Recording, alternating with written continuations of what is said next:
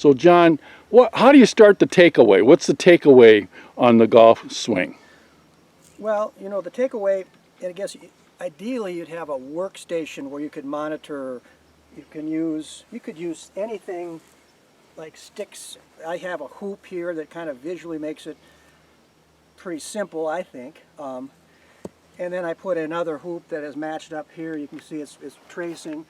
And then I use mirrors. Every good golfer spends a lot of time. I think they'd be embarrassed how much time they spend looking in mirrors to get their angles going. And then from here, I'm just trying to make sure that I keep that same spacing. That I start out 2 inches, and I go back for the first half and 2 inches. Keep that spacing, okay? Now, for most people, that's pretty odd because they will most instinctively right away beat this thing right there because they're tossing the club in back of them, okay?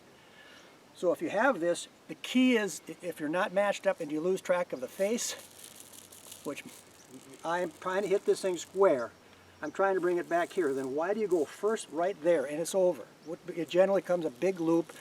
So once you get arranged over this ball correctly, you have a chance from your setup position with a grip and your posture and your balancing, you then can simply visually do some positioning here where you can get the club to trace, and you got the first foot and a half going right through my belt line, simple way to look at it.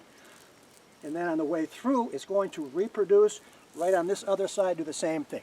So that's one way that you can start to not lose the battle in the backswing after the first foot and a half. It sounds complicated, it's wrong.